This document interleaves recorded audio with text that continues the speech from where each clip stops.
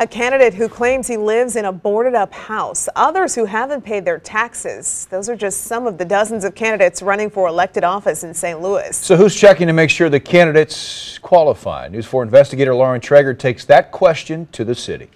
It might look like a vacant house to some people. Windows either broken or boarded up. The stairs to the front door gone.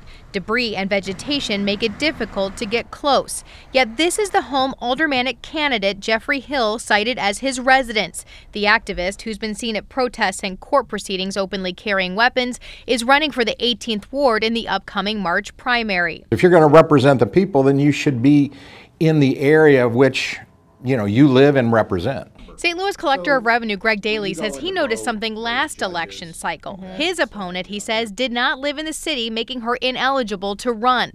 But he was told it was his responsibility to get her kicked off the ballot. It was a huge effort on my part. Had to hire an attorney, had to hire investigators, not just here in the city of St. Louis, but in 3 other states. He eventually won in court at a cost of tens of thousands of dollars, but he says other candidates shouldn't have to be in the same boat. They don't have those funds. And quite frankly, they ought to be putting yard signs up instead of spending the time in court. He's discouraged, he says, and worried for the integrity of elections. Do you think the Board of Elections should be doing more to vet these candidates? I do.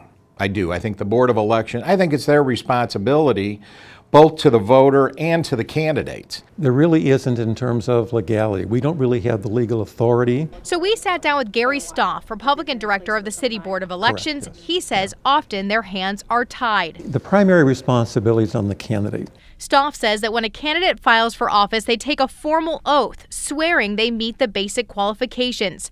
To be an alderman in St. Louis, for example, you have to be 25 years old, a U.S. citizen for 5 years, a resident of the city for 3 years, and a resident of the ward for 1 year. Hill, for example, swore under oath he does reside at this address. Is that your residence?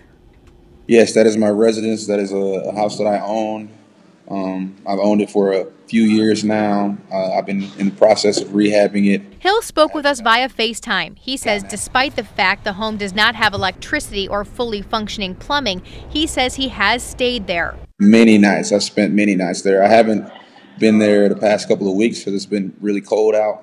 But when I'm working on the home and it's nice out, I sleep there. To anyone who might question if it's his residence, I would say to them, maybe it's not a residence compared to the quality of life that they're used to having, but it's definitely a residence. It's a roof over my head. Stoff says if someone were to question any candidate's residency, a challenge must be made in court.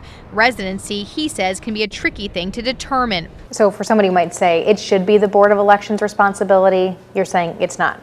Well, I'm saying it's not, and if somebody feels strongly about that, they should contact their state representative and see if the state representative will introduce legislation. The Board of Elections, though, does have the legal authority to investigate claims that someone hasn't paid their taxes. Current laws require that the candidate not be aware of any delinquencies. But through a simple public records request, the Collector of Revenue's office initially told us there were 4 candidates who had unpaid taxes. But Stoff says their opponents did not file complaints. Is that something you would consider changing in the future, running every single one of the candidates? The answer is yes. We would consider doing that within the limits of our resources. Again, he says it goes back to the candidate. Do the right thing. Make sure that, in fact, your taxes are paid when you sign those affidavits.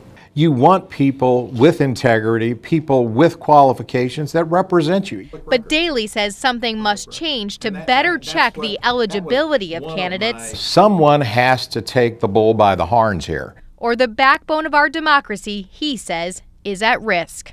Jesse Todd is one of the candidates we were told hadn't paid his taxes, but it turns out he had mistakenly been paying his taxes on his water bill. That's since been corrected.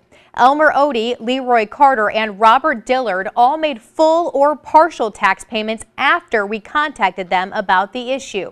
The home in which Jeffrey Hill resides is owned by an LLC of which he is the sole proprietor. The LLC has not paid the taxes on that property in the last 3 years and owes more than $7,500 in back taxes. Hill says he was not aware of that and said he would look into it. Bottom line, both the Election Board and the Collector of Revenue say this could all lead to some changes in the law. If that happens, we'll let you know. I'm Lauren Traeger, News 4 Investigates.